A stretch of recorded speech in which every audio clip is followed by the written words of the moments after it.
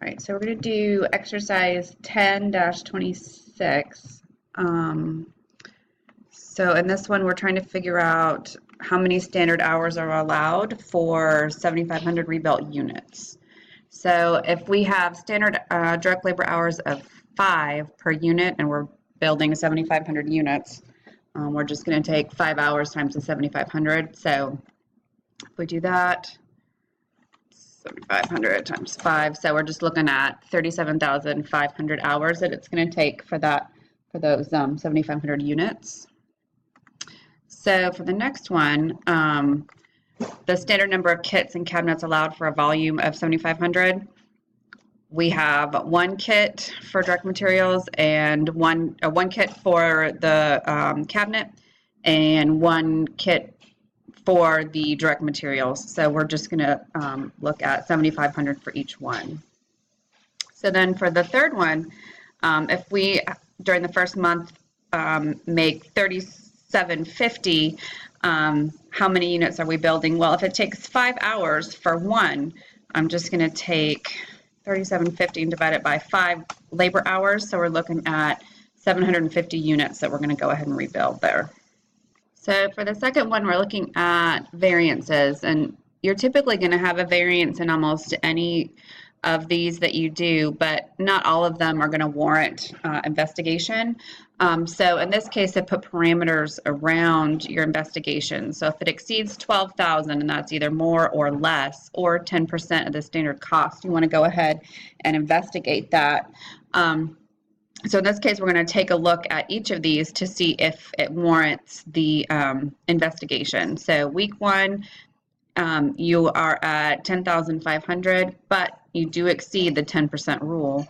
Week 2, you are at 10,700, and you are exceeding the 10% rule.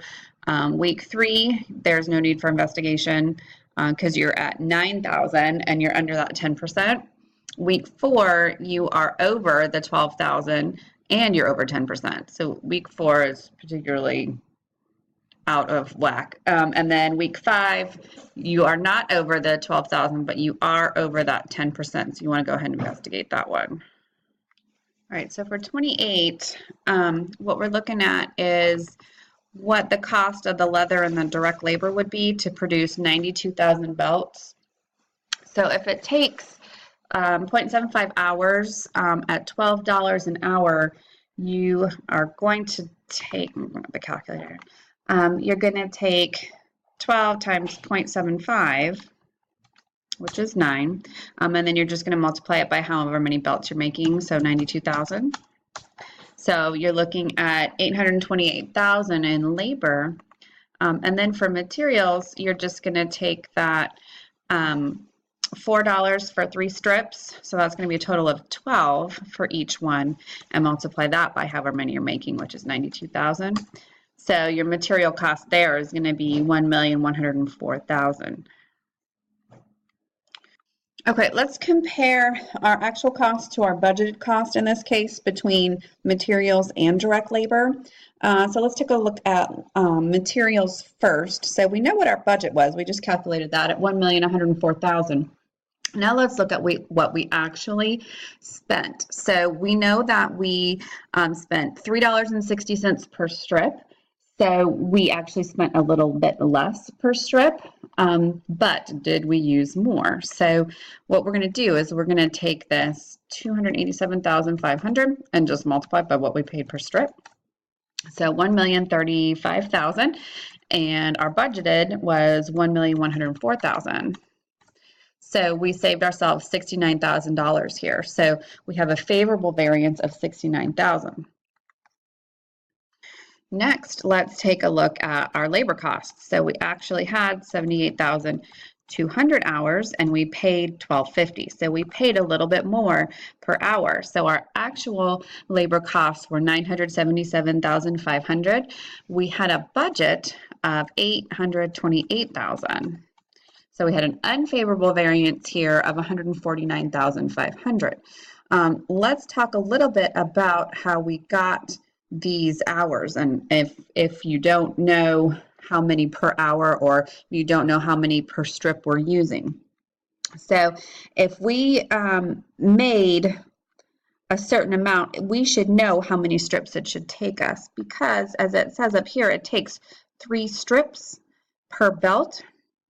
So if we made 92,000 belts, it should take us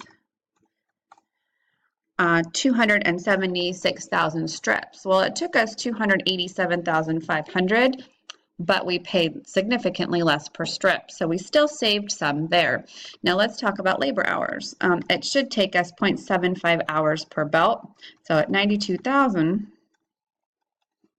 it should take us 69,000 hours. Well, it took us significantly more, plus we paid them no more. So between the two, we had a fairly significant unfavorable variance there.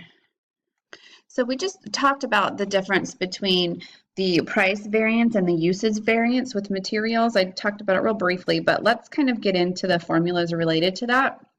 If you're looking for the price variance, what you're going to need to do is you're going to take your actual price and subtract your standard price and then multiply it by your actual quantity. So in this case, we did the full amount, but in this case, what we want to do is our actual price was $3.60. Our standard price is $4. So we save 40 cents per strip, and then we're going to multiply it by our actual quantity, by how much we actually purchased. And in this case, it was 287,500. We want to use how much we actually purchase because it's a price variance. So we need to use how much we bought, the price that we bought. So in this case, we're going to have $115,000 favorable variance.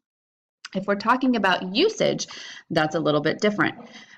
With usage, we are going to take our actual quantity, which in this case, we actually used 287,500 minus the standard, which I think we set at 276,000.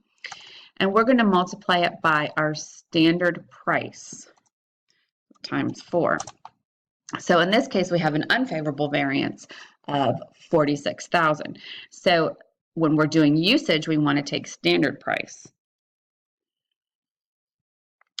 With labor, that can also be broken down into 2 separate categories. That can be what we paid, the rate variance, what we paid per hour, and it can be the efficiency variance, how quickly it took to make various items. So let's talk about the rate variance first. When we have the rate variance, we are going to take the actual rate minus our standard. So we actually paid them $12.50. We thought we would pay them $12. So it's a 50-cent per hour variance, which is pretty significant actually. And then we're going to multiply it by the actual hours, what we actually spent. And so we have an unfavorable variance there because we paid them 50 cents per hour more of 39,100. The other thing to do with labor is our efficiency variance, how long it actually took them to make these belts. So we're going to take our actual hours, which is 78,200, minus what we thought it should take them, which was 69,000. And then we're going to multiply it by our standard rate, not what we actually paid, but by the standard. And that's 110,400. And again, that's unfavorable. It took them more hours than we thought it should. Let's do another materials variance. Again, we can break it into what we paid for the material and how much we used. So let's take a look at those two. So for the first one, let's do a price variance, what we actually paid. And we're going to take our actual price for this material, which we paid 4.5 cents, minus our standard, which is 5 cents. And then I'm going to multiply that by our actual quantity that we purchased. So we actually purchased 2,650,000 times 2.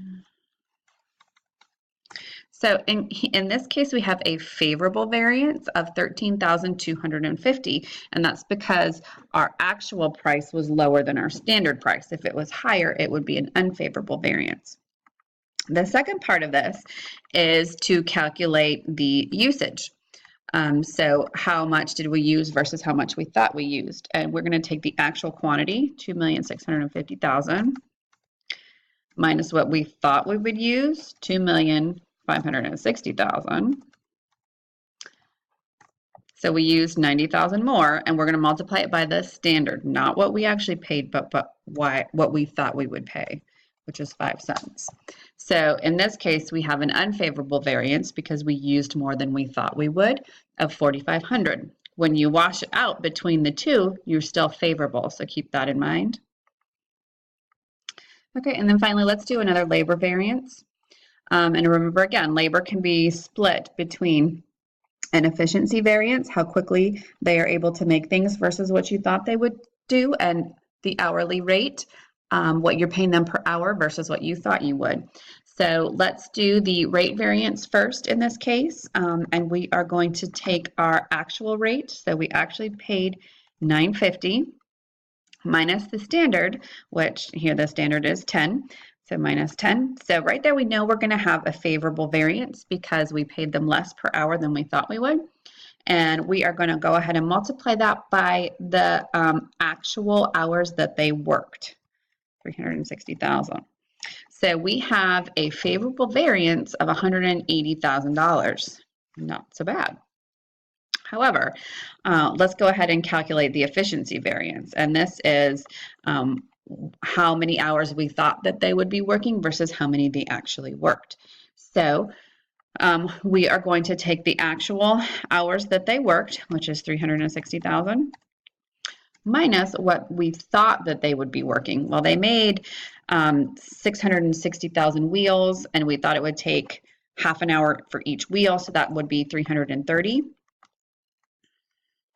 So minus.